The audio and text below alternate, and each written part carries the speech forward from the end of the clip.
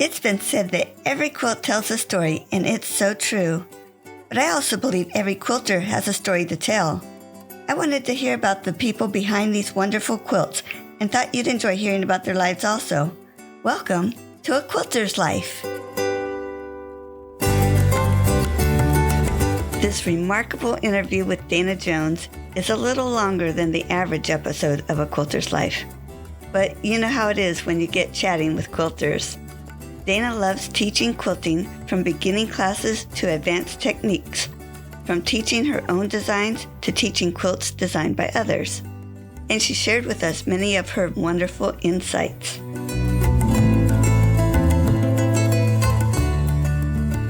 Dana, thank you so much for joining us on A Quilter's Life. Thank you, Paula, for having me. I'm really, really thrilled to be here with you today. Oh, I'm so glad we were able to get this to work. Tell me how you heard about A Quilter's Life. I was on a call with teachers that are part of the Global Quilt Connection, and Mel Beach is one of those teachers. We were sharing different ways that we were getting our stories out, different ways we were sharing our work with potential students and other quilters and other teachers. And Mel just mentioned that she had recently recorded a podcast with you, and she said she'd like to have other people. And so she gave us your contact information, and I followed up like a day or two later because it sounded like a really nice opportunity.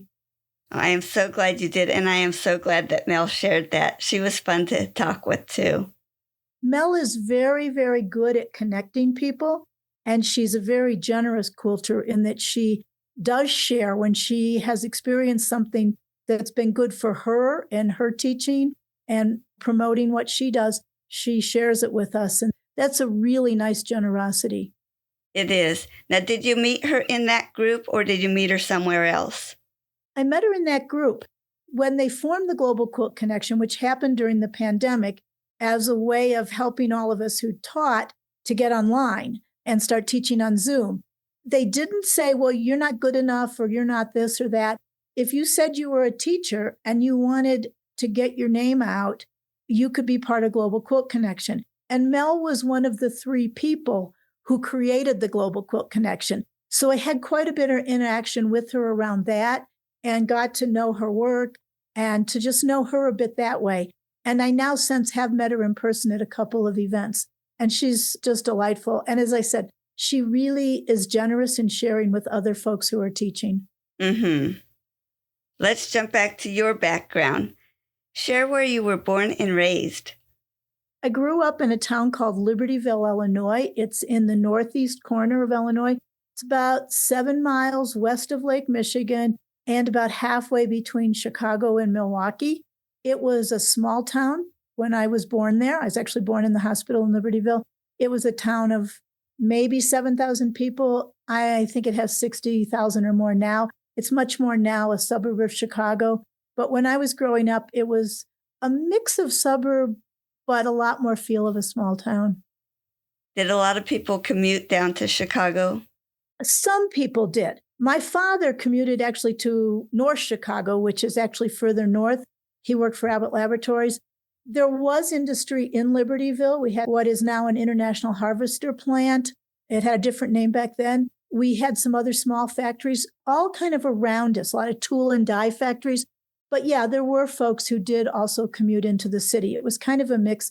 We had 2 commuter trains that went through town when I was growing up. One of them still does. So it was commuting, but it was a pretty long commute for folks. Yeah. Can you share a special childhood memory? There's a lot of them. I had a childhood that I got to be outside a lot, and I really loved to be outdoors. I lived at the top of a hill that was a dead-end street, and at the end of the dead end was the remnant of a tall grass prairie. And so the grass in the summer would get up over 6 feet, and it was like the most wonderful playland because as a child, you weren't that tall, and you could go into the grass and you could smash the grass down, and we would make 10 and 13 bedroom houses and things in the grass. And then the next day you'd come back and the grass had popped back up and you could kind of start over. And there were these wonderful black and yellow spiders that are pretty unique, I think, to the tall grass prairies. My girlfriends didn't much like those, but I wasn't scared of them. So I had a lot of fun with the spiders. And then at one point, they did some construction adjacent to the prairie and created a lot of ponds. And the ponds are full of tadpoles and frogs. And so I like to go down and play with those. So that was my neighborhood. We played outdoors a lot. My father could whistle loudly. There were 3 of us children in the family. Each of us had our own whistle. And when he wanted us to come home, he could whistle. And the whole neighborhood knew, Ralph Jones is whistling. You need to go home. Or, oh, he's looking for your sister. So that's one of my memories. We just really played in the neighborhood. And in the winter, then that hill by my house became the sledding hill because it was a dead end. So in the winter, we were outdoors sledding up and down the hill. So I really grew up outside, and that really kind of shaped a lot of who I am, I think. Our family, my husband had a whistle for all the kids, but he didn't have specific ones for different kids. That is a neat idea. It was loud. I can't whistle. And none of the 3 of us ever learned to whistle. And I wish I could have learned, because I wish I could whistle those 3 whistles now, because it would kind of bring him back to me, I think, if I could hear those. Yeah. How sad. Yeah, one of us should have been gifted with that, right? One of us should have been able to do it. I'm laughing too, because after our kids were grown, we were in Walmart and my husband, Guthrie, did the whistle. And my daughter was married, and she turns to her husband and says, "We got to go. Dad whistled." That's wonderful. I love it. I don't think I've ever met anybody else that had a whistle like that. That's really fun. But I can't whistle either, so I had bells in the house. I had a different bell for each floor. There was a buzzer in the kitchen, a bell we had gotten for a wedding on the 2nd floor, and up in our attic, I had a cowbell. So they knew where to come, depending on which bell I rang. Oh, that's fun. That's really fun. Did you have employment besides quilting? I went to University of Illinois and trained to be a journalist. I have a degree in journalism and a minor in home economics, which I didn't use in any way except at home for quite a few years. When I was in high school, my very first job was in a factory. I worked in night shift, and I realized that that was not what I wanted to do with my life. Not that I'd actually seriously thought about it, but if I ever had, I knew that my parents' wish for me to go to college was a good one. So I went to school at University of Illinois, got my degree in journalism, and then for maybe 10 years or so out of school, I worked for newspapers in a number of different places. I worked in Northern Illinois, where I was from. I worked in Sarasota, Florida. I worked in Colorado Springs, Colorado. I worked in Juneau, Alaska. I covered the state legislature for the paper in Juneau for several years. Journalism became a way for me kind of to move and live different places and try lots of things I might not have done had I not been writing a story about them. It doesn't pay very much if you're a print journalist. So I got a job doing community college public relations, and I did that at 2 community colleges in Illinois. I didn't like public relations very much. I like news, and I like real life stories. Public relations, I did okay, but I preferred the news. So I ended up editing a national magazine. It was United Methodist Women's National Magazine. It focused on issues of justice for women, children, and youth. And we published 11 times a year, monthly except combined summer issue, July, August. We did 36 pages a month, no advertising. And I did that with a staff of 2.5 people and a freelance designer. It was a lot of work, but it was really interesting because United Methodist Women works with women across the United States and also around the world on virtually every continent, not Antarctica, but the rest of the continents. We had relationships with women in those places. So many of the people who wrote for the magazine were from other countries. Sometimes the articles came in other languages. I did that work for almost 20 years. So before I was doing quilting, I was working as a journalist, photojournalist to some extent, more to the writing, but also quite a bit of photography. And then I just had kind of a natural flow into quilting. I had left the position with the name of the magazine was Response Magazine. I'd left Response, and was living in New York, and we decided we would be moving to Colorado. I came out and I bought a house, and I was coming out to move the first load of our things to the house, and then driving a 28-foot truck across the United States from New York to Colorado. And I got snowbound in Colby, Kansas. This was late October. It was an early snowfall, and Interstate 70 was closed from the Kansas-Colorado line all the way to Utah. So I had to spend a couple days in Colby, Kansas. Well, I hadn't taken my computer out for several days, and when I took it out, I had an email from the person who was then editor of Quilters Newsletter magazine. She had had a Facebook message from a friend of mine in New York that said, "Hey, Dana Jones is moving to Colorado, and she's an editor. And I know you need an editor. You might want to hire her." So here's this email saying, "When are you going to arrive and how soon can I interview you?"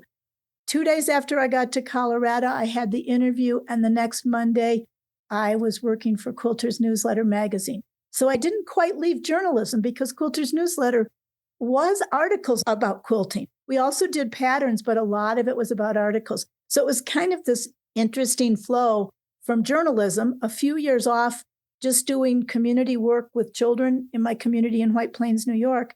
But then when I decided to make the move, all of a sudden I was back into media, but now with a very different focus, and yet still serving majority audience was still women, just like the other publication. So it's an interesting transition. They didn't even give you time to settle in. I was not at all settled in when I went to work. I was coming home every night and painting the house, and I made 2 more trips back to New York with 2 more truckloads of our things. I hadn't planned to stay in Colorado. That trip I'd planned to come out, stay about a month, go back to New York, and I never went back to New York. I stayed in Colorado. Wow. I'm curious, when you were in high school, you said you had a night job. No, it was a summer job, but it was at night. I'm not sure why, but I've always had a pretty strong work ethic. My parents never said you've got to get a job, but I turned 16 in April and got my driver's license. And when school let out in May, I asked my mom that day if I could borrow the car. We had half day of school. I said, "I'll take you to work, and then I want to use the car because I want to get a job." And my mom looked at me kind of funny, and she said, "Well, where are you going to get a job?" And I told her where I was going to go, and I was going to go from one small factory to another till I got a job. The only job experience I had was babysitting. I did that, and the very first place I went, I ended up in a line of quite a few high school kids doing the same thing. And I saw a lot of the girls, they'd say, "What do you want to do?" And they'd say, "I want to be a receptionist." And they'd say, "We don't have anything." So when it got to me, they said, "What do you want to do?" And I said, "Whatever job you have, I'll do it. I don't care what it is." "Well, what shift do you work?" "I'll work whatever shift you need me on." "When can you start?" "I can start tonight after I pick my mom up from work and take her home." I started work that night in the factory. So that was the night job. And I was inspecting electrical contacts, little tiny parts. We had to look through a magnifying glass at them. It was exhausting work. And I saw how hard the women who worked there worked, and the women in the blast room, how hard they had to work. And I had not really thought I'd ever have a career in a factory, but if I'd ever had any inklings of doing that, that summer took care of that. So the next summer I went and I applied for a job at my local newspaper. And from then on, I worked at the newspaper in the summer. And also from my junior year, senior year, I worked 20 hours a week after school in the newspaper office also. When I was in high school and I had a job, I was able to not take as many classes at the high school. Did you get awesome classes that your work filled in, or did you have full day at your high school? I wish they'd given me some credit. No, I had a full day at the high school. We were in a school district that was very upwardly mobile, and they were really pushing math and science, and I was good at math and science. And so I wasn't allowed to take home ec because it didn't fit my schedule and things. And so I had actually a very heavy course load, a lot of math, a lot of science, advanced French, advanced English. The advanced French I was terrible at. I don't know how they left me in that class. And I was in the band. I played French horn very poorly for many years. So I know I had a very full school schedule. I really wish they'd given me credit for my work.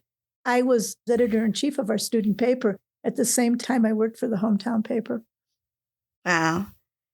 I used to be assigned by the newspaper for a year before I ever even worked there. Once a month, I wrote a column, and they had students from 4 high schools that did this. And one of the columns I wrote, I quoted someone named Andy Fogel. Well, Andy Fogel is the person that I'm going to get married to in August. Oh. And I spelled his name wrong. Boy, that took a long time around, didn't it? A long time.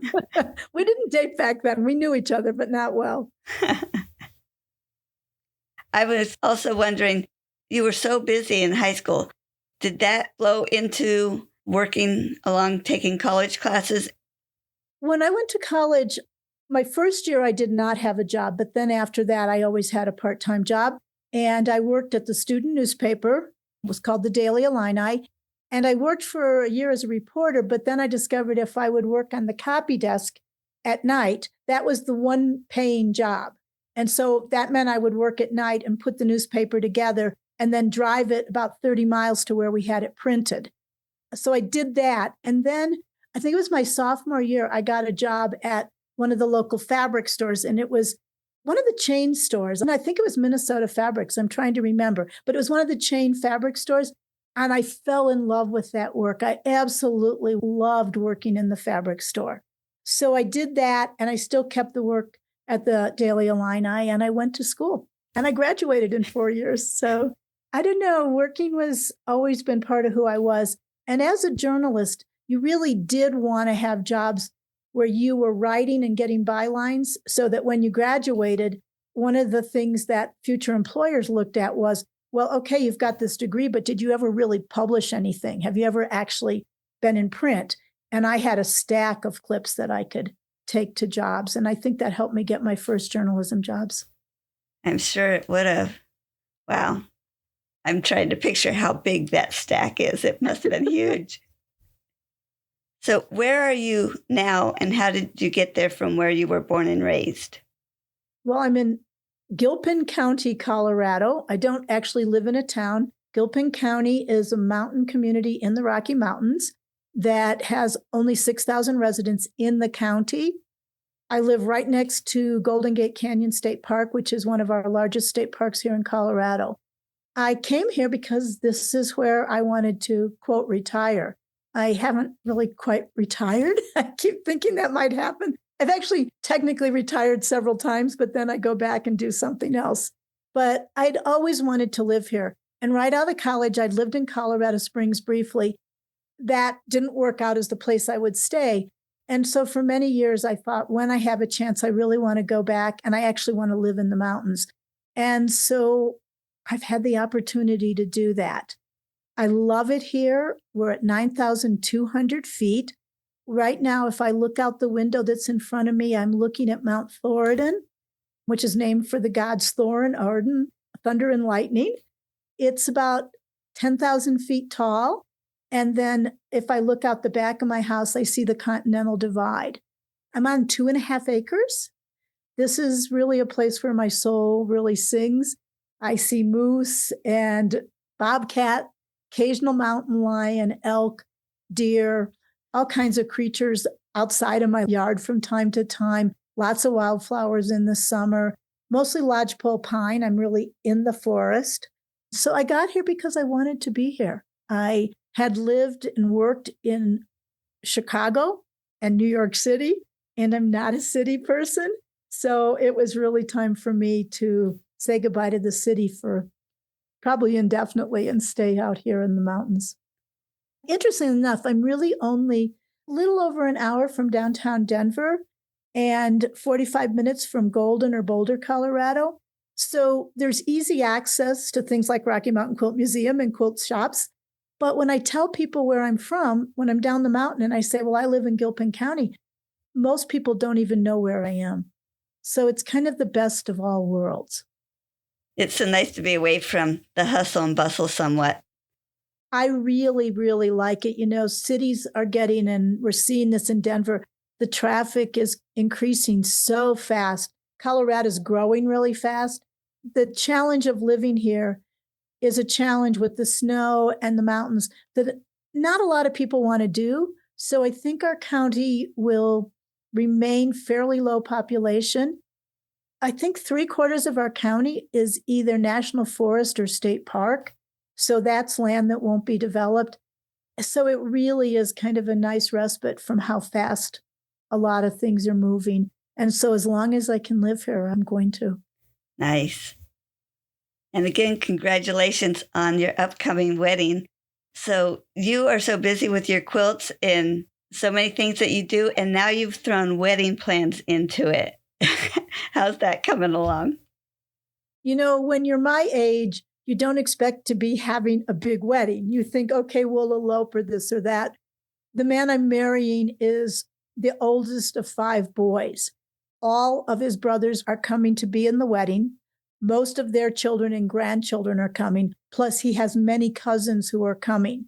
So just with family, we were over 50 people. And by the time I invite my few family members, my sister and my niece, and friends who live here, we're at almost 100 invitations. We'll see how many actually come, but it's become a big destination wedding, I guess is what folks call it now. So I'm doing things I've never done. I have my first ever purchased wedding dress. Before, when I was married, I made my dress. So this is the first time that I actually bought a dress. It's at the tailor right now. We did cake tasting a few weeks ago, which was funny. I'm not a big cake person. I got stuffed eating cake, found a great bakery, so that's really good. So we're doing these things that I don't think people our age normally do, but we're kind of having fun with it. Oh, you got to have fun with it. Just keep smiling. The day's going to be beautiful. That's what I keep telling myself. And yeah, just don't stress. This is supposed to be an enjoyable day. And we have a little lake right down the street from our house that everybody in this subdivision owns a little piece of that lake. So we're going to get married at the lake. And the folks who'll be at the wedding will be looking across the lake at the Continental Divide Mountains, which are like the 14ers, the big ones. So it's going to be really pretty, I think. Yeah, it sounds it. Was there anything else about family that you wanted to share? My sister started quilting 2 years ago, so I've been teaching my sister to quilt. She'd always been someone who did a lot of crocheting, and she's done crafts of all kinds for years.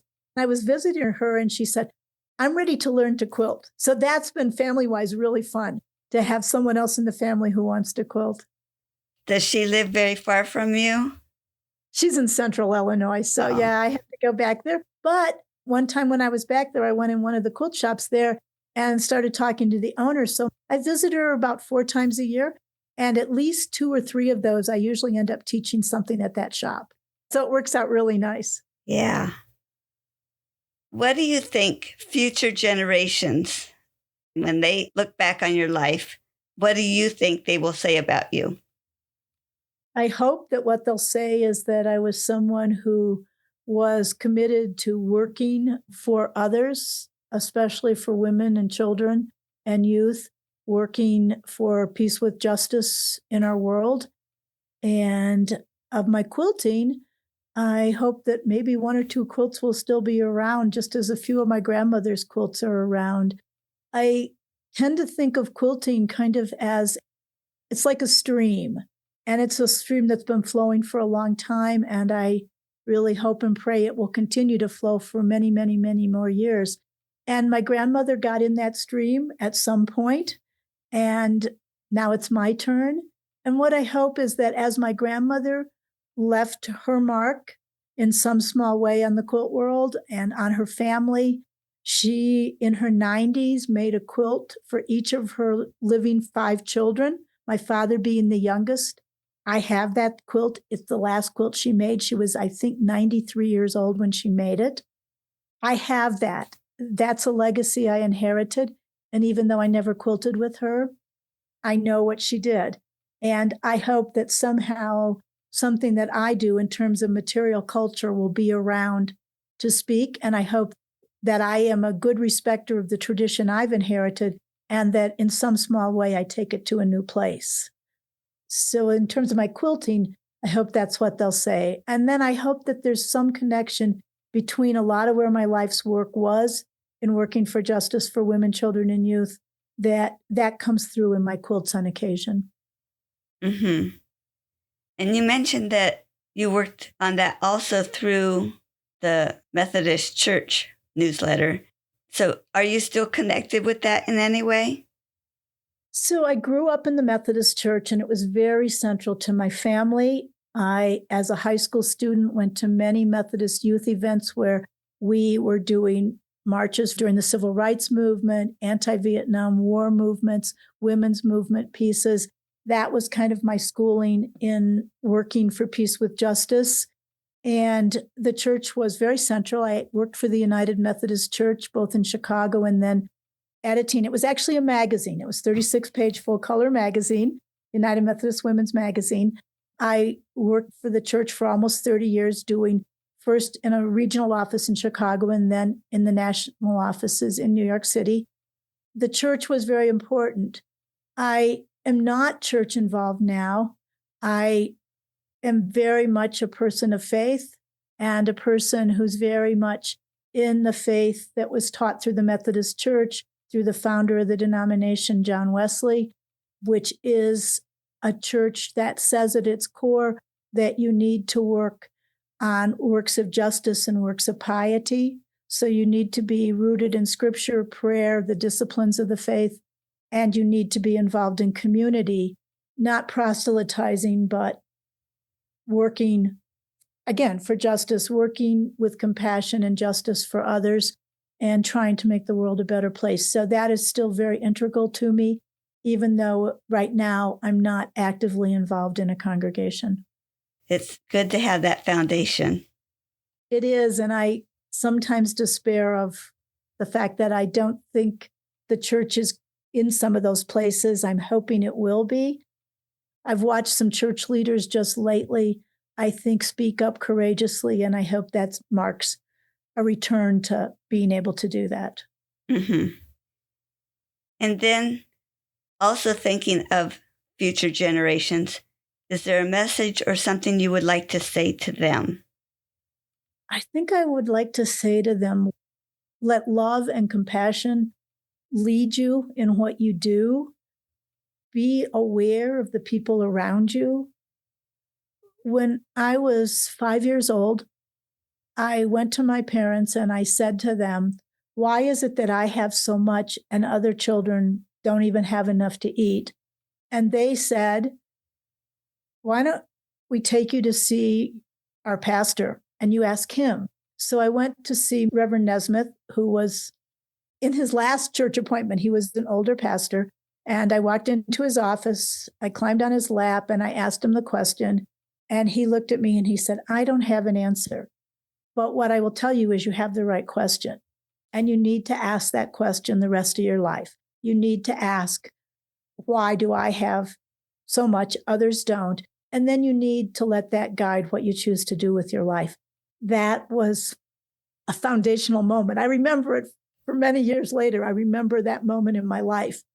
I would hope that with future generations, the children's lives that I've had an opportunity to touch through family and through church connections, I've done a lot of work with children and youth around just learning about issues in society and thinking about how they can respond now as children and as youth. They don't have to wait. They can be leaders now.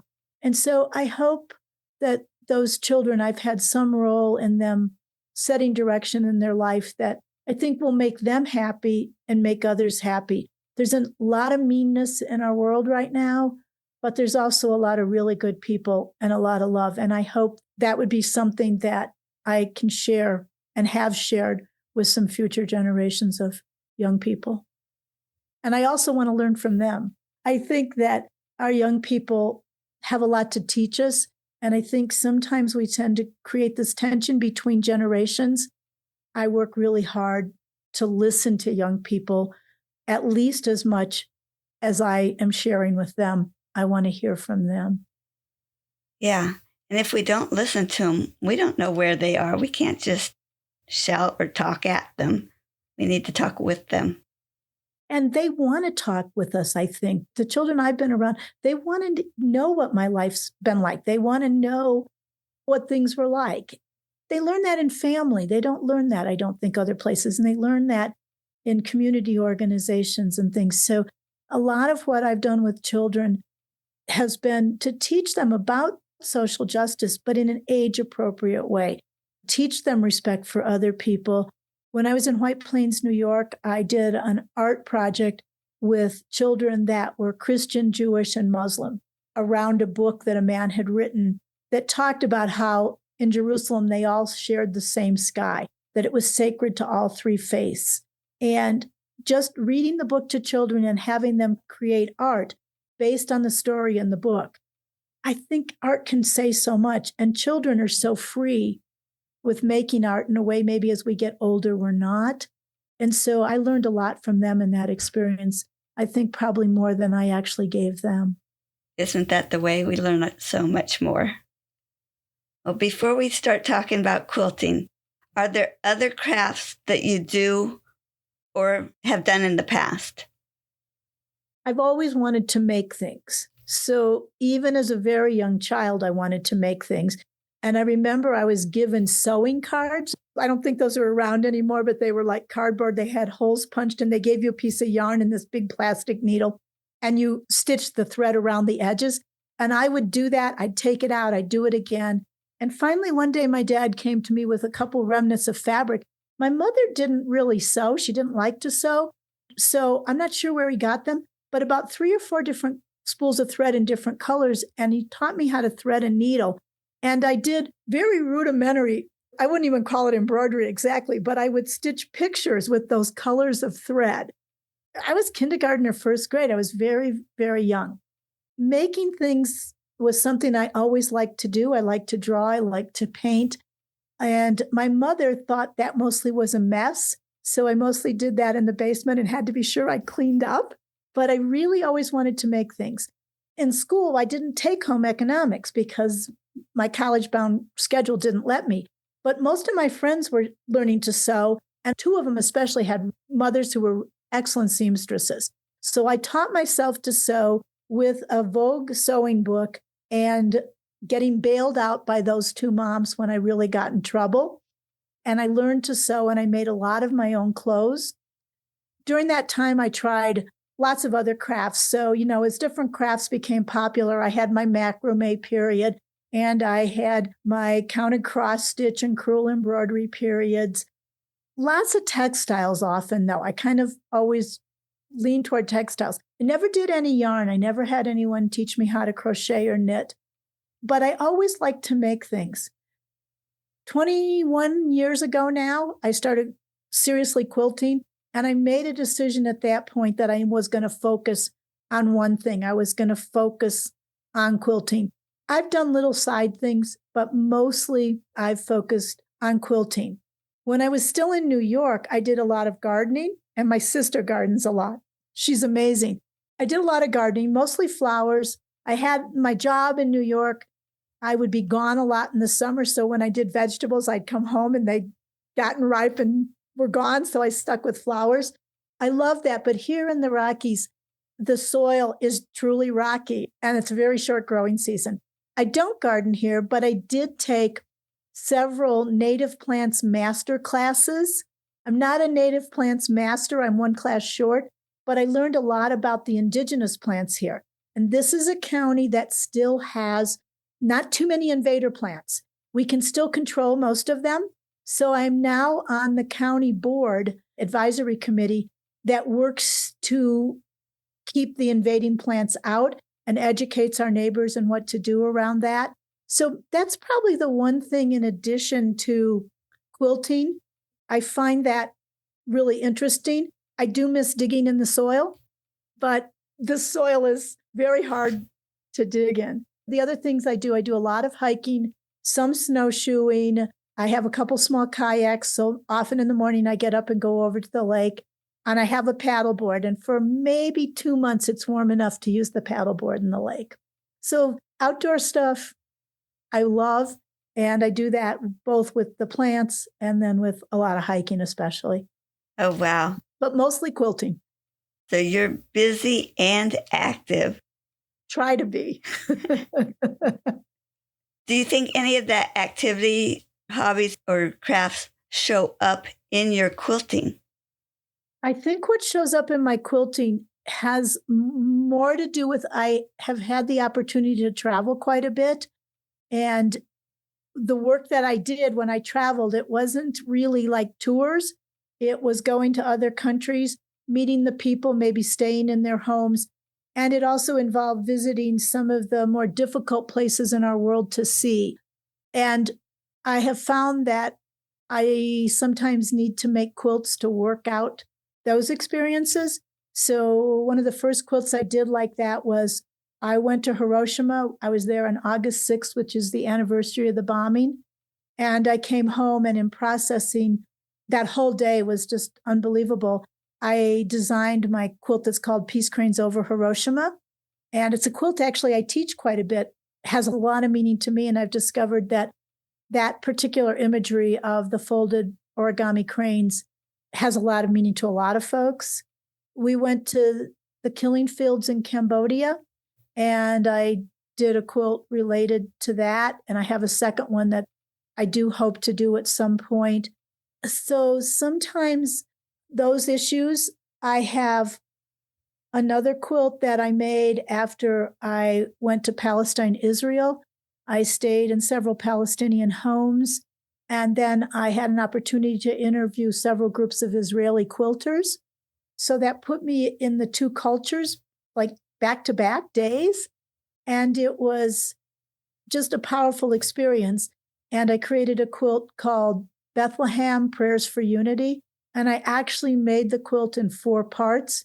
And then I made strips of fabric to weave them together, because the concept of unity in that part of the world, if and when it comes sporadically, it's so very fragile and it breaks again.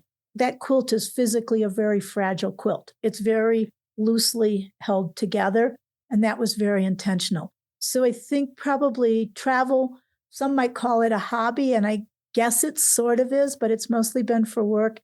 My quilting, definitely, I use that sometimes to process things happening in the world or things that have happened in the world that are painful or difficult or challenging. Sometimes that appears in my quilts. My quilts are not in your face at all about that. You'd have to look at them pretty closely and read what I say they're about to figure out, oh, that's what that quilt is doing. My art training taught me that art needs to stand on its own without you telling people what it is. So I think those quilts can be looked at from many different perspectives. When I make them, they come from the perspective I talked about. Yeah.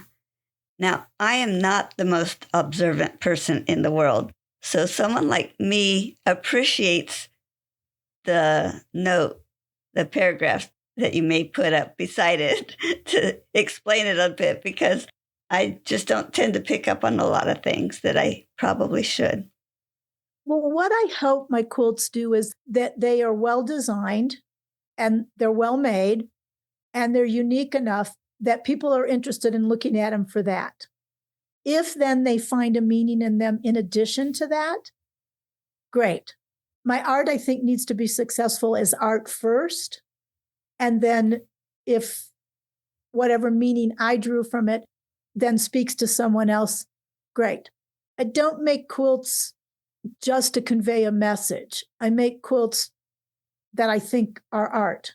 And art often does convey a message.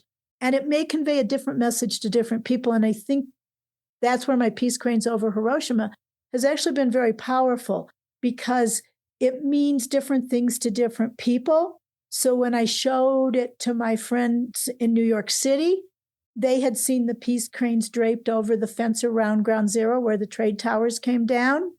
When I showed it to a friend who lost her husband in the Oklahoma City bombing, she saw the peace cranes that are at the memorial there. I've had a number of Japanese American women take that class, more than any other class I've taught. And those peace cranes have a tie to either their homeland or their family's country of origin.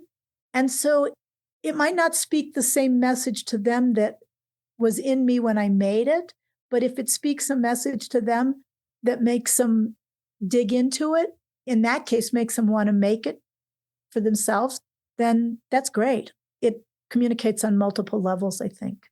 Mm-hmm. And it's important. Yeah. So did someone introduce you to quilting, or did you just pick up things on your own? Well, I give my grandmother, my father's mother, credit for introducing me to quilting, in that growing up, I didn't know there was anything else you could put on your bed. She made scrap quilts, and the scraps were the remnants of her house dresses. She made all her own clothes that were back then house dresses. And then the remnants, she made scrap quilts. She went to the Baptist Women's Quilting Group twice a week, all day, every week for many, many years. But they quilted other people's quilts, and they quilted them to raise money for mission, to send to various mission projects around the world. I never quilted with her. She was in her mid 70s before I was born. My dad was the youngest of 7 children, and I lived far from her. So I never actually quilted with her, but I slept under her quilts every night of my life. And when one would wear out, a new one would come. I do still have my doll quilt, and I have my baby quilt. The baby quilt's very interesting because it's just a scrap quilt, but the border is half square triangles that are pink and blue. And I'm guessing she had a stack of these in her closet because she had lots of grandchildren and really lots of great grandchildren. And I think everybody got a baby quilt, but I think she just kept a stack of them. And she was a machine quilter long before most people were. The Baptist ladies hand quilted, and that was her good quilting, she said. But she didn't have time for that for family. So she just tossed it under a machine and went crazy on the machine quilting before people did that to any great extent. So I guess in a way she introduced me to quilts, and I always loved looking at all the fabrics. And some of the fabrics to this day, I can look at them and I can say, I remember when she wore that dresser, I had an apron she made me out of that fabric, that kind of thing. So I think that's where I learned it. And then I think I've just always been drawn to fabric, to textiles. I love geometry, so I love traditional quilts and the patterns that are created when you make a lot of the same block. I don't make those quilts very much, but that drew me in. For many years, I said, I'm going to be a quilter. And I didn't do anything about it, except I would get Nancy's Notions catalog and I would order things that looked cool. Sometimes I still find those tools and think, did I really think I was going to use that? But then finally one day I just said, it's time. If I'm going to quilt, I need to get started. That was 21 and a half years ago. It was a quilt weekend. It was in Huntsville, Alabama. So I was living in White Plains, New York. I had to go to Asheville, North Carolina on business. I drove down there, and then I thought, well, I'll just drive over to Huntsville. Well, it's actually not that close, but I did drive to Huntsville, and it was a Martha Pullen quilt weekend. And the presenters were Alex Anderson, Ricky Timms, Katie Pasquini Massapust, Margaret Rolfe, who's, I'm not sure if you know her, but great foundation piecer out of Australia. And then someone was doing Celtic quilting and someone beading. By the time I got through the first 4 people, it was like 2.5-hour lecture demo workshops. I was so overwhelmed I didn't go to the last 2. It's the only reason I don't remember their names. But I then had to drive home, and I picked up a Quilter's Traveling Companion. I don't know if they're still published, but it used to say where the shops were. Instead of driving home in 2 days, I took 5 days. And I don't know how many quilt stores I stopped at, but I stopped at many quilt shops and discovered the whole world of quilting and was hooked from then on as I began to discover it wasn't anymore about cardboard templates and newspaper inside of English paper piecing pieces. And I didn't have to use scissors. I could do it faster. I just got hooked and really started quilting pretty seriously. And a few years later, then when I left my full-time employment and I took a couple years to do less work, mostly community-related work, and quilt. And I took a lot of classes then over those couple of years because I decided I didn't want to be self-taught in quilting. Since I didn't really know how to sew right, I wanted to learn to quilt right. So it came from a lot of places, but I do give my grandmother credit for instilling a love of quilts in me. I'm picturing you pulling up a quilt that you knew your grandmother had made. What a precious memory. It really is. And I have a grandmother's flower garden that I think I mentioned. She made it for my dad when she was in her 90s. It's machine quilted. So she did a grandmother's flower garden, and around all those hexes, she quilted inside. She stopped and started quilting inside every single hexie. It's unbelievable. I had it appraised, and they said it was actually worth more money because she machine quilted all of it, that it would have been so much faster for most people by hand. Everything she sent us was scrappy. So I never thought about her having any sense of color or design much. But the first time I put that quilt up on a wall to have it appraised and to look at it, I started seeing all the fussy cutting. I started seeing a very precise arrangement of color and a really incredible color sense in the fabric she'd chosen. And I thought, I've had this quilt for how many years, and I've never really looked at it like that. So that was a really fun experience to really spend time with it. Wow, it just made you step back and really look at it in a different light. Absolutely. And changed a little about how I felt about her, actually. I don't think I valued what she did enough. And now I just see it as really precious. Mm-hmm.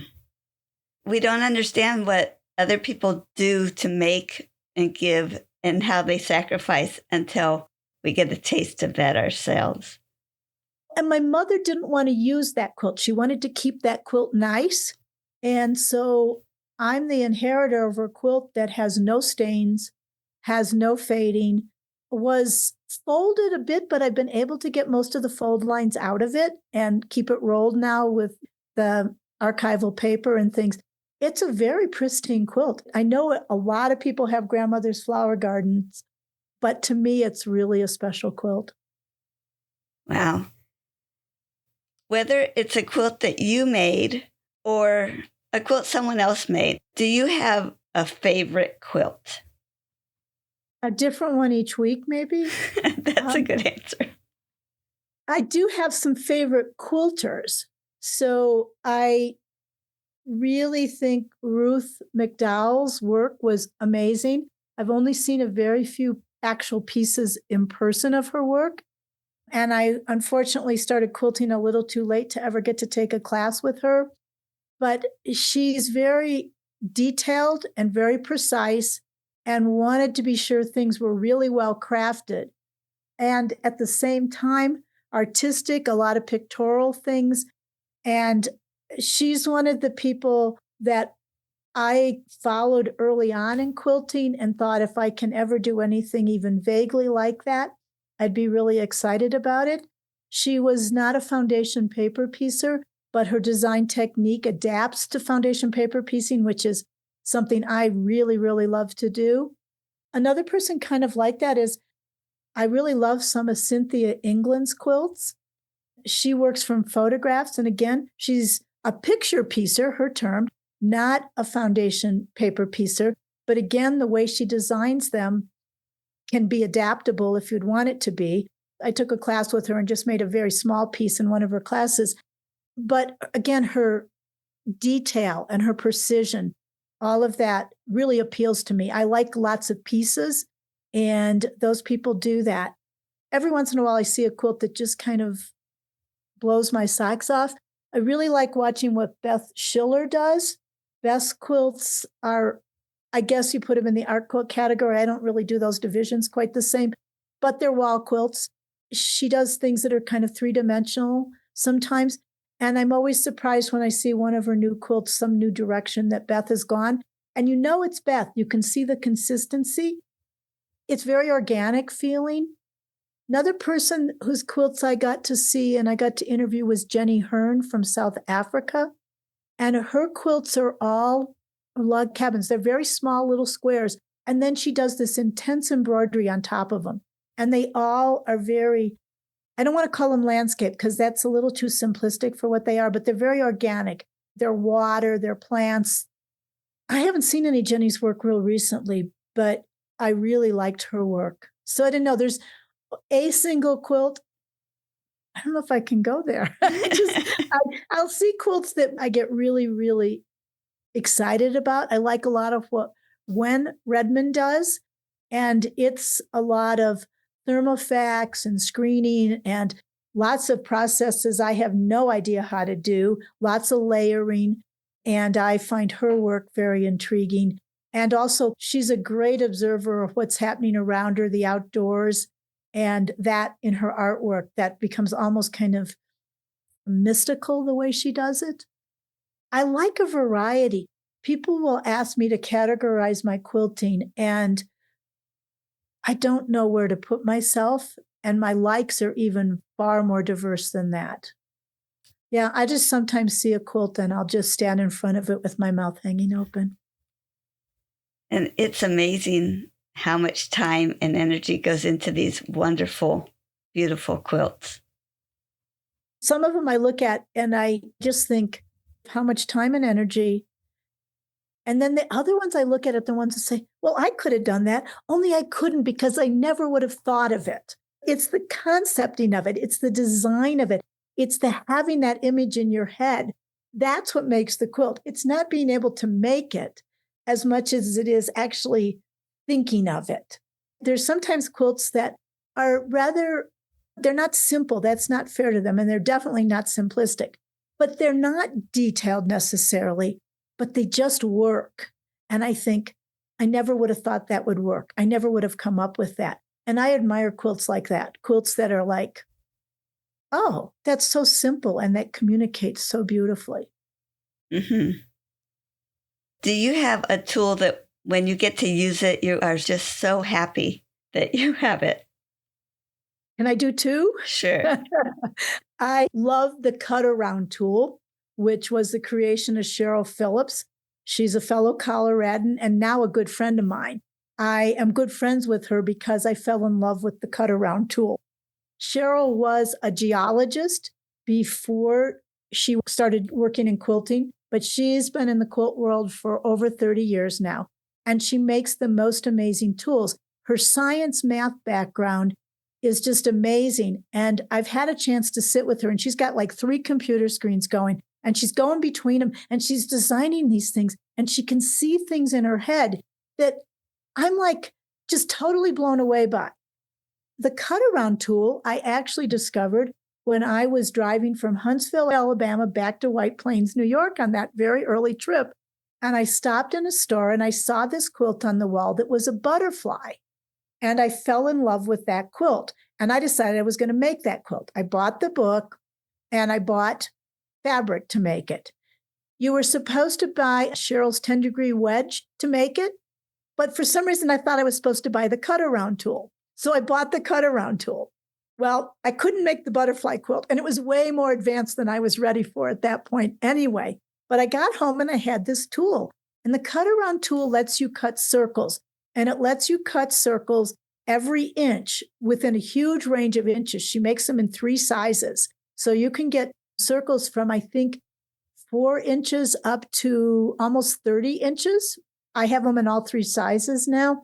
And you can cut circles, and then she gives you the formula for how you cut a hole in the background fabric and how you cut the circle so you can inset it with a perfectly flat 1/4-inch seam. And this is something I teach now. But one of my very early quilts, I had this tool and I thought, well, I've got to use it. So I designed a quilt with circles and I made the whole background and I started cutting holes in it with this tool. Well, fortunately, it worked out and the circles inset just like they were supposed to.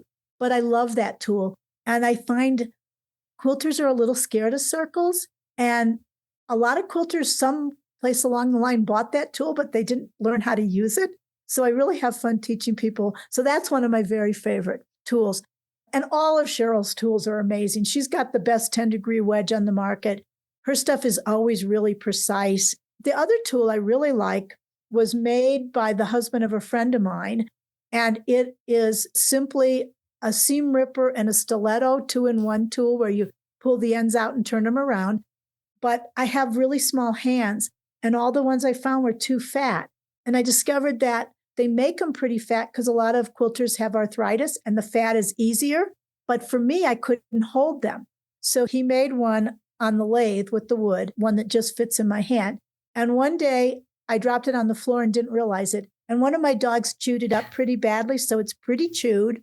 Then not long after that, I broke the seam ripper, the metal broke in half. So I finally discovered I could just buy the seam ripper, take the old one out and put that in its place. So I use a rather dog-chewed seam ripper stiletto, but it's always by my machine. It's one of my favorite tools because it just belongs in my hand. Oh, wow. I saw your quilt. You have circles in circles.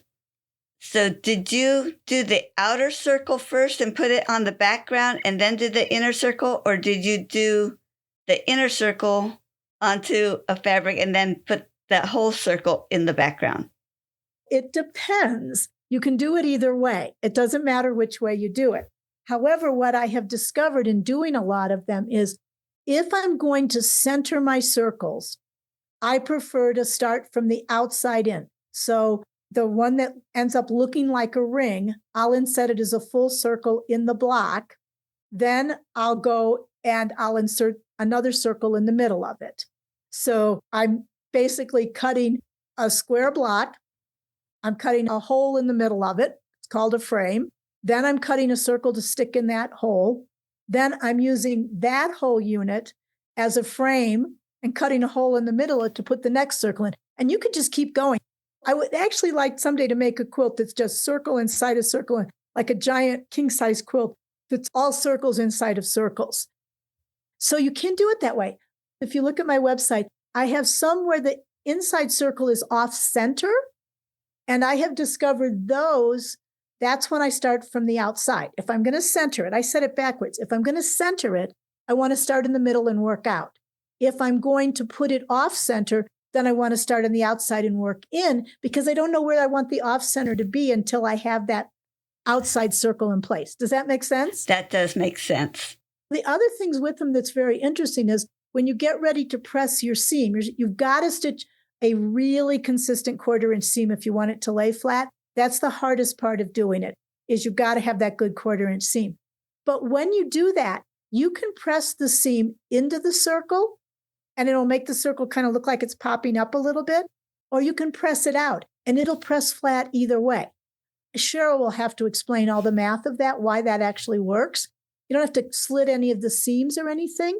It's just a solid seam. So it's very strong and you can press it either direction. When I say that to students, they're sure that I don't know what I'm talking about. And then they do it. Every student who's ever taken the class has actually succeeded, and it's quite a few people. I can have them inset a circle, and usually inset a circle inside a square in 3 hours. And the sense of satisfaction they have is just unbelievable. It's the one class where I always take class pictures, and everybody holds up their circles so you can see what they did. A friend came and we went to a local quilt shop, and on the wall, the owner had a quilt that had circles in it, but it was a Japanese kind of theme. So I didn't know if that was a Japanese thing too. I know you dealt with a little bit of working with Japanese. I've had the opportunity to travel in Japan, and while there, I got to interview a half a dozen of the pretty big name Japanese quilters. Because of my Quilters newsletter connection, I was able to work with the marketing person from Kinkami Fabrics. Clothworks distributes Kinkami in the United States, and Clothworks put me in touch with Mr. Takahashi, who was with Kinkami. So I did. In terms of circles, I can't answer that question. I'm not an expert at all on that. I do a lecture on Japanese fabric because I just share what they told me. As a journalist, I report what they told me. I'm not an expert. As I think about it, you do see quite a few circles in Japanese quilts. I'm going to guess that a lot of those are hand appliqued, probably. They're probably not inset. So the circles I do, you're actually cutting holes and you're piecing them in versus layering them with applique. But the circles I've seen in Japan, there's lots of very small circles. I think most of the circles they do are probably hand appliqued. They're such incredible hand appliqueurs. I mean, they're just unbelievably skilled. I was asking that because the shop owner had a connection and said she had done it to honor the Japanese. But she had us buy one of those tools that had the circle, and we inserted the circles in the fabric. You did? Okay, so they were inserted.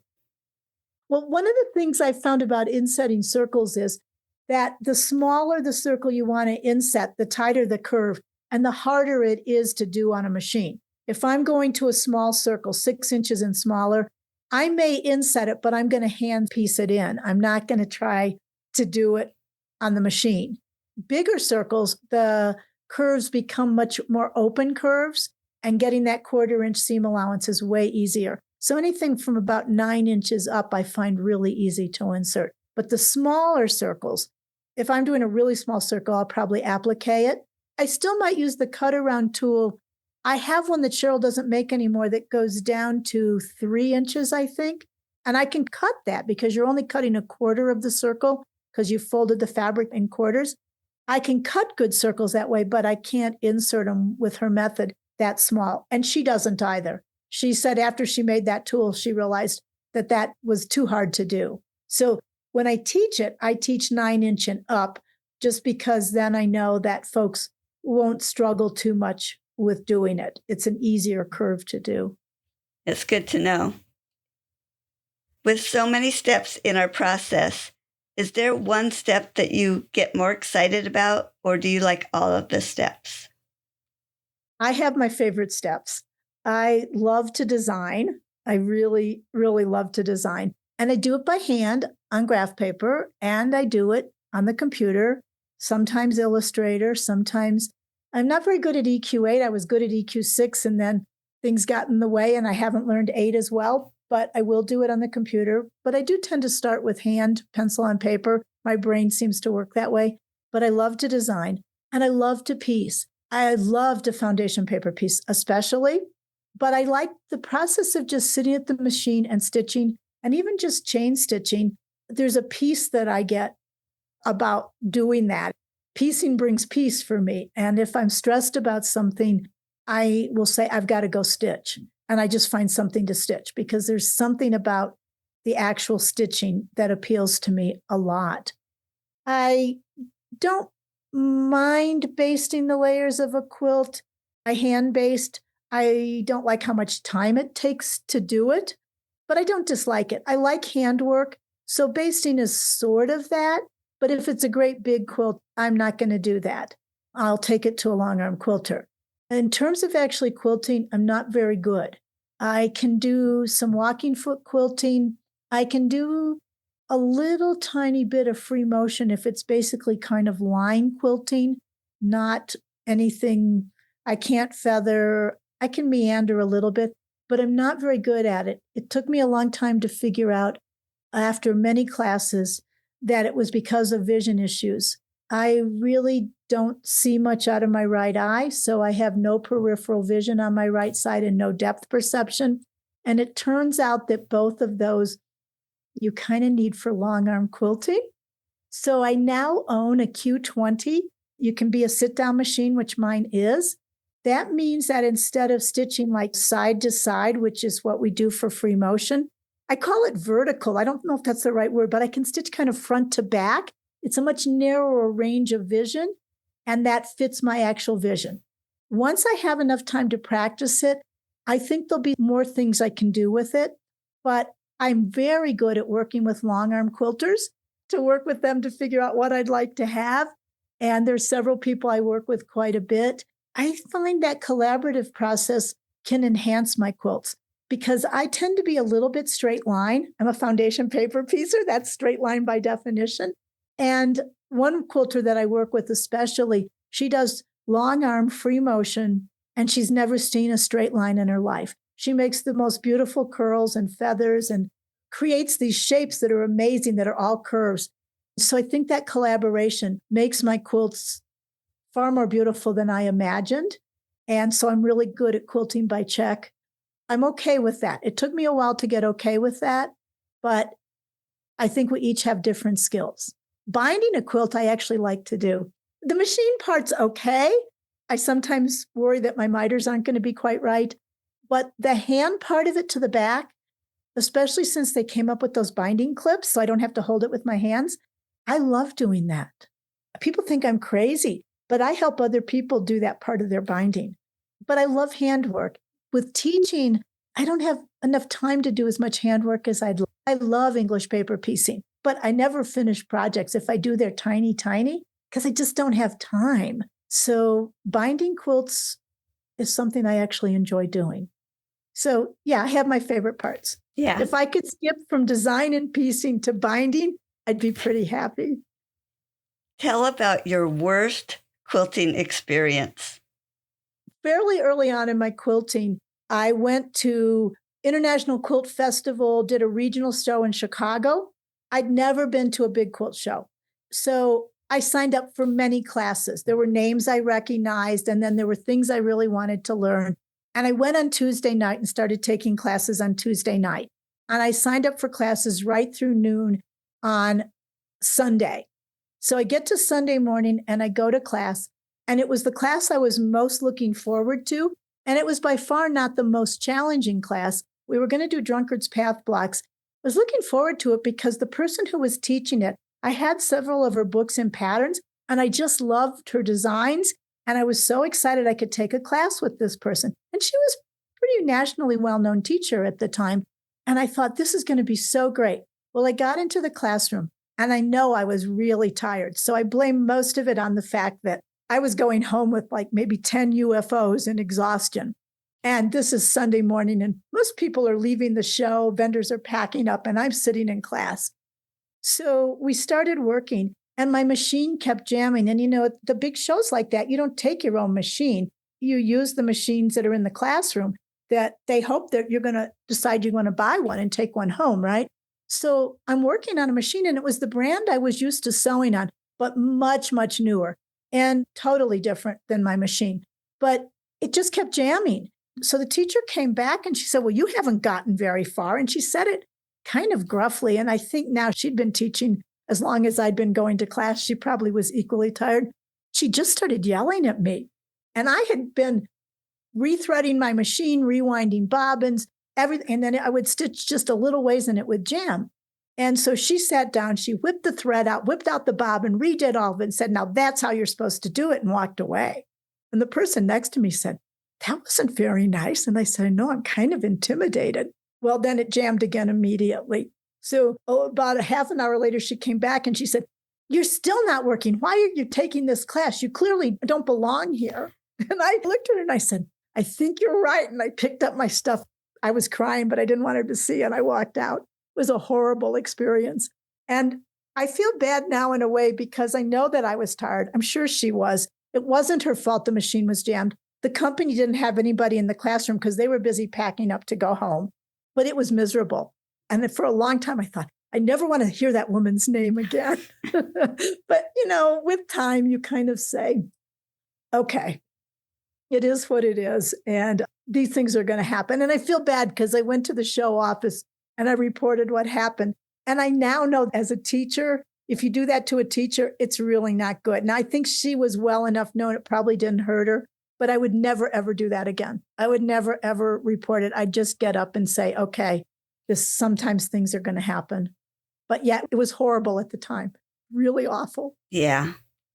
I wasn't that confident in my quilting. So it was like, she's telling me I shouldn't be in the class, and I'm going, I'll never make a drunkard's path. Oh. Now I teach a class that's a drunkard's path. They do make beautiful quilts. I love that block. And Cheryl's developed called Stepping Beyond Drunkard's Path, Cheryl Phillips, using the cut around tool. So you make full circles and then you trim them to Drunkard's Path blocks. There's about 7 different ways to do it. So it's a class I teach over like 4 or 5 months, and it's really a fun class. And Drunkard's Path blocks, it's actually easier to set a full circle and trim it than to do a quarter circle. I can see that. Now, we all have the same amount of time in our day, in our week, in our year. Why do you spend time making quilts rather than spending your time doing anything else? I think I was born to make things. I've always wanted to have something material in my hand at the end of my workday. When I was editing a magazine, once a month I got to hold the magazine in my hand, and there was a level of satisfaction to that. Working with fabric is way more satisfying, and I need to make things. I had positions that were management positions. And I was good at that, but it stressed me out. Whereas when I'm making something, my soul is just happy. I think I'm supposed to make things. It's interesting because my sister says the same thing. And my brother was an environmental designer. Neither of our parents, well, my dad could fix anything, but they didn't make things. But I can go back to my grandparents and a little further back. And I think there is kind of a streak of maker maybe in my DNA. But I think that's why I do quilting. And it's not just the finished product, it's the whole process of making something. It's part of our material culture. I like material culture, and I like knowing that I'm contributing that in some way. Mm-hmm. So do you make most of your quilts for show, or do you make them for others or make them for yourself? It seems like most of the quilts I make right now, I make as class samples for something I'm going to teach. And, when you teach, you end up with some students that really want to keep taking classes with you. And it's hard to generate classes as fast as they generate interest. I try to introduce a new class maybe once a year, but I sew very slowly. And I make intricate quilts. So I don't make the kind of quilts that you put together fast. I don't do like 4-hour classes. I do at least 6 hours and sometimes extended beyond that. So making those class samples and coming up with new ideas takes more time than I wish it would take. I do try to gear those towards doing things I'm interested in. So it is also some of the work I want to be doing. So a lot of the quilts I make are classroom samples. I have made quilts as gifts for people. I've made several quilts for friends that were going through chemo and made quilts that they could use when they would have their infusions.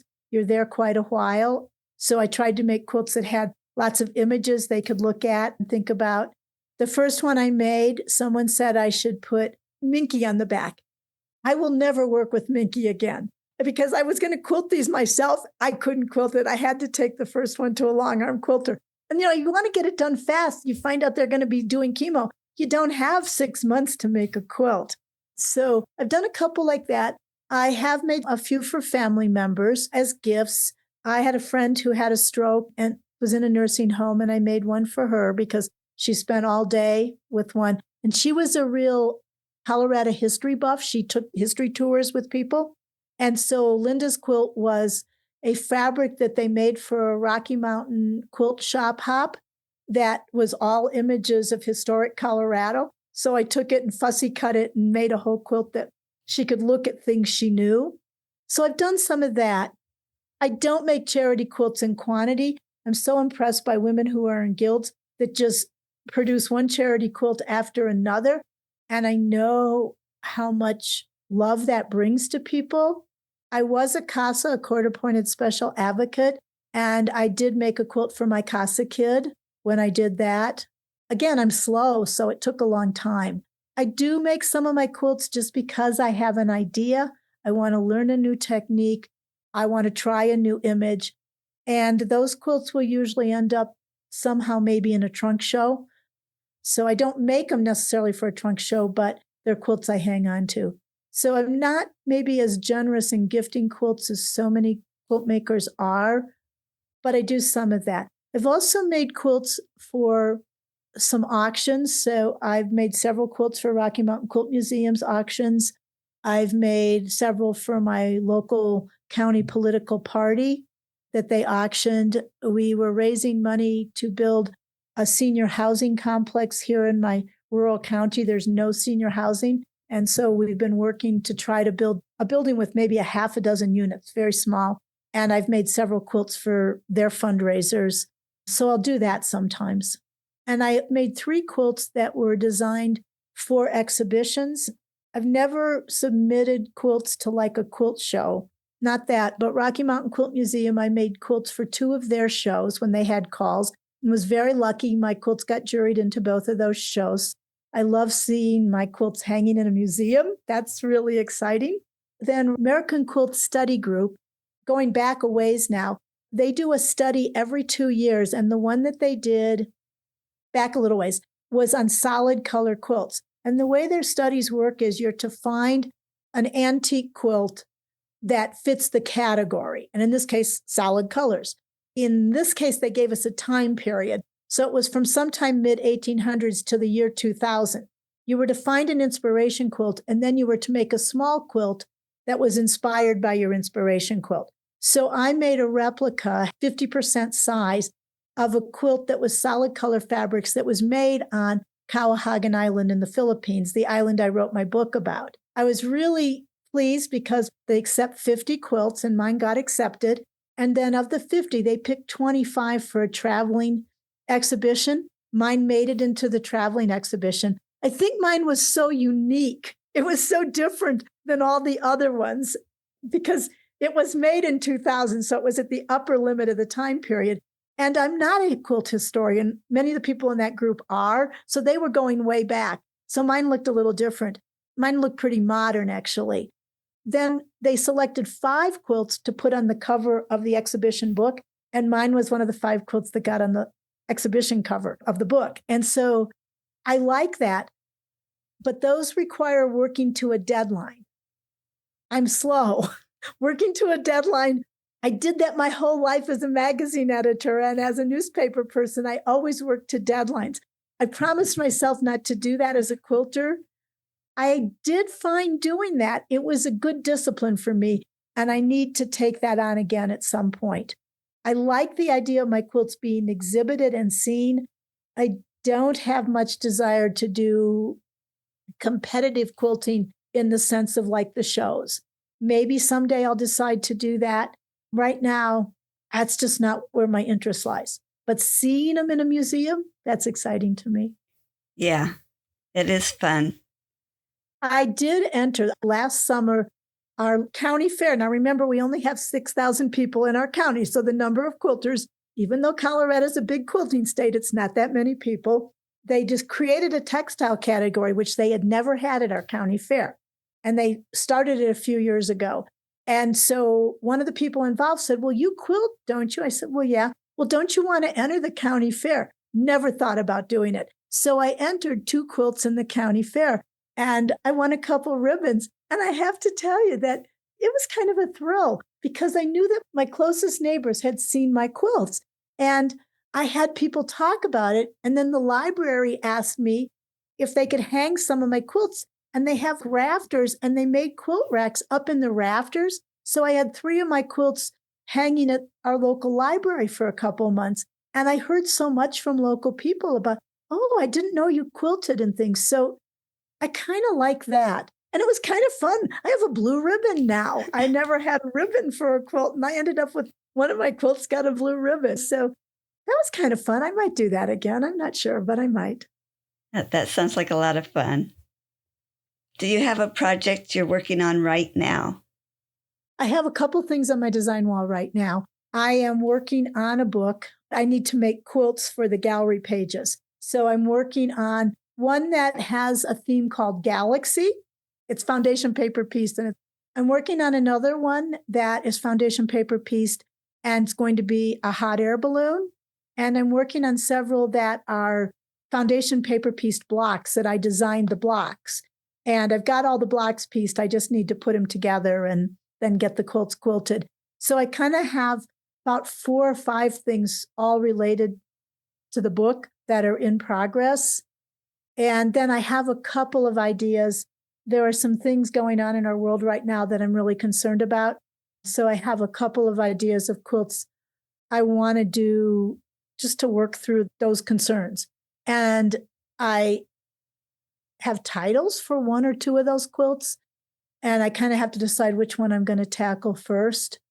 I think they both require some collaging and raw edge, which is not something I've done hardly any of. So I think it'll take me into some kind of new territory when I do those. And I don't think those will happen till after my wedding in August. Those will probably be fall into next year before I really get to work on those. But working on them for me involves thinking about them and sketching. I'm not someone who journals every day, but I do always have a sketchbook. And as ideas come, I make notes or I do sketches. When I have time to actually sit down and then design and start to make a quilt, I've got a lot of material I'm drawing on. So I do try to have a practice of making lots of thumbnails and putting ideas down, taking pictures of things that might relate, writing just what it is I am concerned about. Because sometimes from when I first have a thought until I actually get to make it, it can be 3-4 years. I want to hang on to those thoughts and images that have come. I believe greatly in the idea of sleeping on it. Now, that doesn't take 3 or 4 years, but I do think it takes time to plant ideas and then move away from them, let your subconscious work on them, and then come back to them. So that's kind of where I am on those, and they're very preliminary, but they're things that are percolating. Yeah. And I don't know why I thought of it, but it reminded me of you having to step back and look at your grandmother's quilt, just getting a different perspective on the issue or whatever, just like you getting a different perspective on your grandmother's quilt and seeing it through different eyes that way. I like that thought. Can I borrow that? Yes, you may. I like that. Share a quilting tip that you like to give. Again, I'm not good at one answer. I've got two, but one's short, one's a little longer. So my first thought and tip is that I think quilting should make you happy. Quilting should take you out of life stress or help you process it. So I think you need to find in the quilt world what makes your soul sing. And what makes my soul sing, what makes your soul sing, what makes another person's soul sing aren't the same things.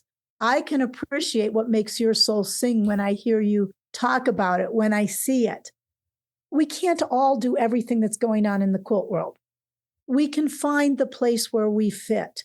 And so one of the things I say, especially those folks who take my design class that I teach, is design what makes you happy. Design the images you see. And it doesn't matter if anybody else sees that. You see it, and it may be totally unique. And you may create the most beautiful quilt ever made, or you may create a quilt that's just a learning experience that you don't show anybody. It doesn't matter.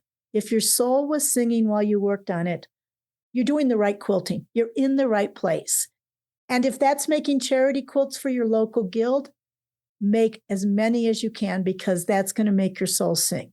If it's spending 5 years meticulously hand making a quilt, like I think about one that won Houston a few years back, that was these little tiny inch log cabins with, I don't remember, 30 some logs within an inch. I don't remember how many years she'd worked on that. It was stunning. It just was knock your socks off. But she had given years to it. But you could tell that it made her happy the whole time just about that she worked on it. The only time it won't make you happy is that point in every process when you hit a day when you know that nothing you did is working. And just my tip related to that is just suck it in, walk away, and come back, because it too will pass. And every quilt has that day, in my opinion. Every quilt has that day when your grand idea crashes, but it doesn't crash permanently. My short tip is when Costco has lint rollers on sale, which is always in the fall, late November, early December, buy as many as you can afford to buy, because they're way cheaper than lint rollers anywhere else. And I'm convinced every quilter needs a stash of lint rollers. I was so happy when I realized I could use a lint roller, and it just got rid of all those little threads. It was wonderful. They're the most amazing tool. The few times I've taught beginning quilting, I give all the students just like a little kit of things, and I always stick a lint roller in. And they're like, why do we need a lint roller? And I'm like, you'll see. I always assume, and I believe you started quilting as a hobby, but now it became your business. How did that happen? That happened pretty quickly after I started quilting. I walked into a quilt shop called Quilters Crossing that used to be in West Nyack, New York. And the owner, Colleen Nunes, who remains a good friend of mine, I had taken in a quilt top. I was looking for backing and binding for this quilt.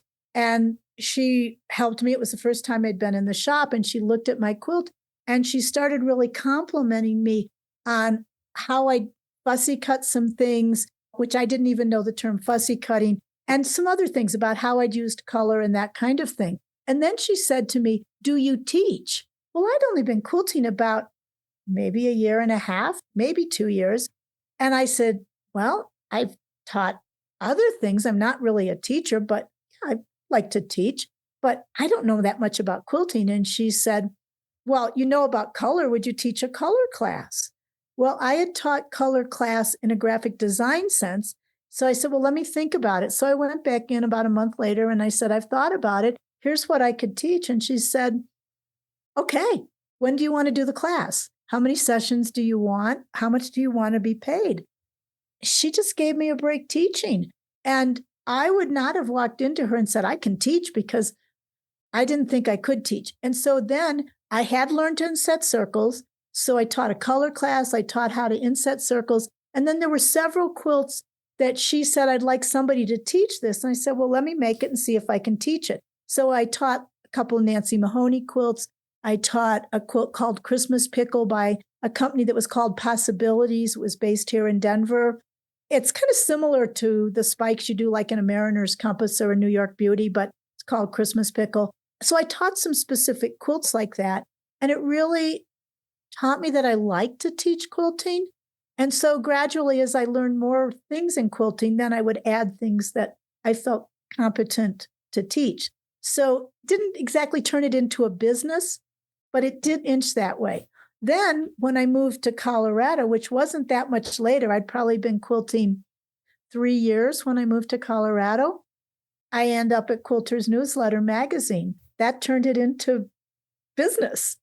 And then I did Sakwa Journal, and then I wrote the book about the island in the Philippines. And all along, I was teaching mostly at shops at first. Then some guilds started asking me. I still do a little shop teaching for a couple of the shops that kind of gave me breaks early. And if they want me to teach and I can schedule it, I will. I teach for a lot of guilds. And since the pandemic, I've been doing open enrollment classes with Zoom. I love doing those because it brings quilters around the country, but I've also had quilters from quite a few from Canada, some from Europe. I did a whole class for a guild in the United Kingdom.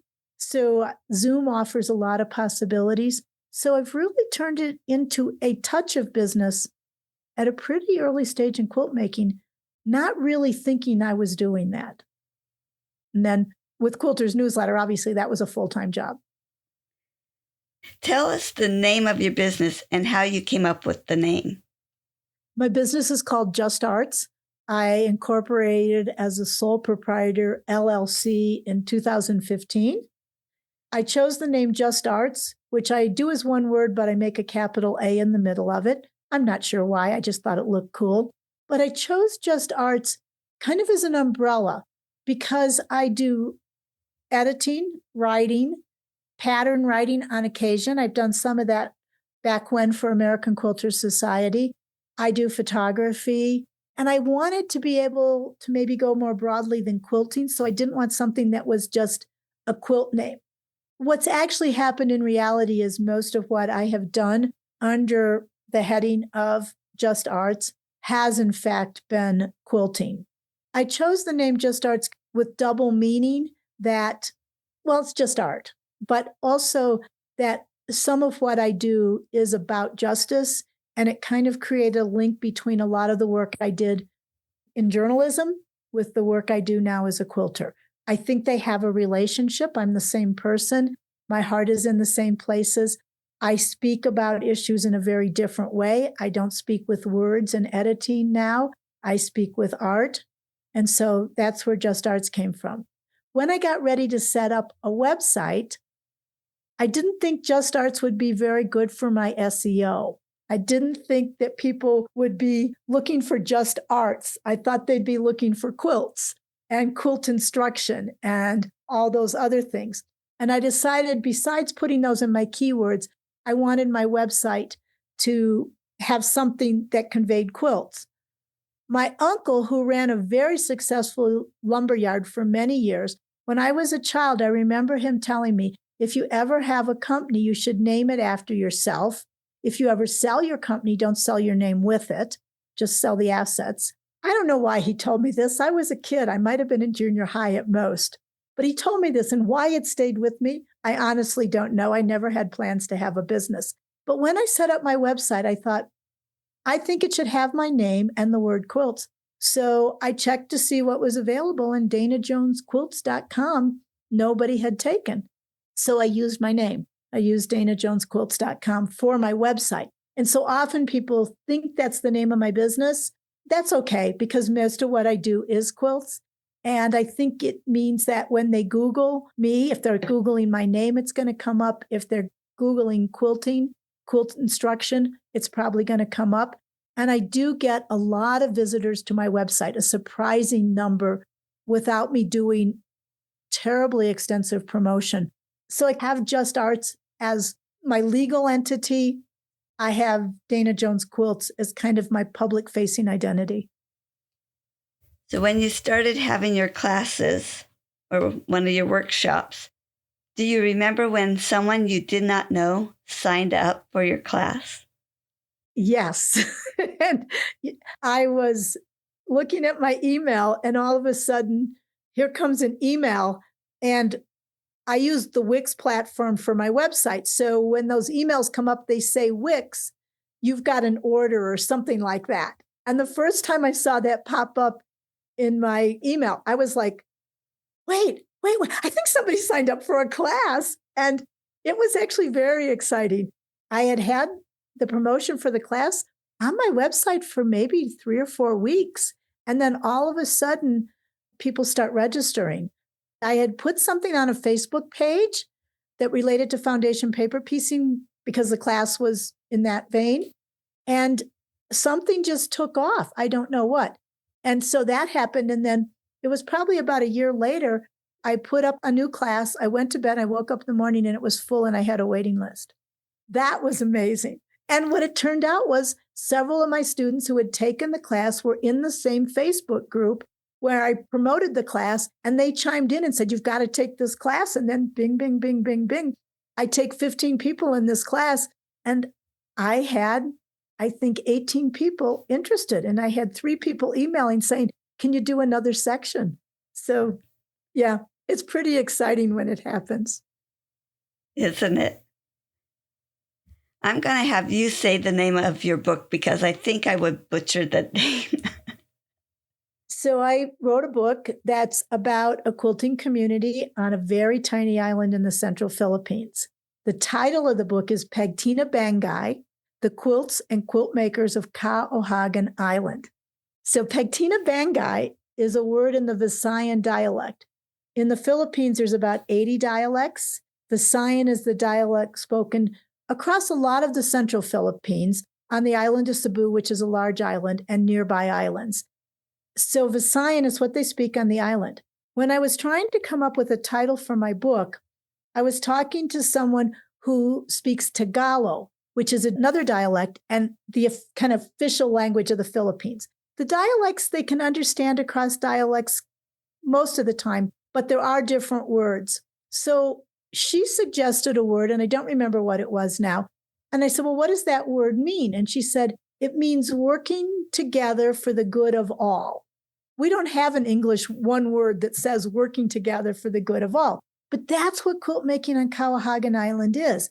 It's a community project that provides a third of the island's income. It's cash income. It means that the quilt makers can send their children beyond 6th grade, because on the island, they can go from 1st through 6th grade, but then they have to go off island, which means they have to pay room and board, maybe just to another family on another island. This is a poor community. The income from quilting means their children can go to middle school, high school, maybe even college. So Pagtina Bangay means working together for the good of all. And it really was the essence. But I didn't know the Visayan word. I only knew the Tagalog word. So I emailed the English language teacher on the island, and I said, a friend of mine told me this word. Is there a word in Visayan like it? She emailed back and she said, Pagtina Bangay. And we love this word. You must put it in the title of your book. So there I had the title of my book. It came from 2 Philippine women who helped me come up with it. I don't expect anyone to be able to pronounce it. It looks a little more like Pagtina Bangay, but they pronounce it Guy. At least that's as close as I can get. I do not speak Visayan. I'm not good with language, but that's close. Then the name of the island is Cahohagen. In Spanish, you pronounce every vowel. So lots of people in English want to say Cahagen and put the A and O together, or Cahagen, but it's more like the Spanish every vowel, so it's Cahohagen. No one could tell me what Cahohagen means, so I can't tell you. No one on the island knew what it meant. They said it's the name of our island. And so that's what it is. That's so interesting. And share where we can find you. My website is www.danajonesquilts.com. Great. And on my website, I have my email address and I have my phone number. So I'm very easy to get a hold of in different ways besides just on the website. That's good to know. Dana, this was so much fun. Thank you for sharing your story with us. Paula, thank you so much for having me. It's been delightful to talk with you today. Thanks. Bye. Bye. You can find more stories on aquilterslife.com or subscribe on your favorite podcast player so each episode will be downloaded automatically. Also, I want to hear about you and your wonderful quilts. Please contact me, Paula Chamberlain, through the website to set up an interview. And as always, thanks for listening.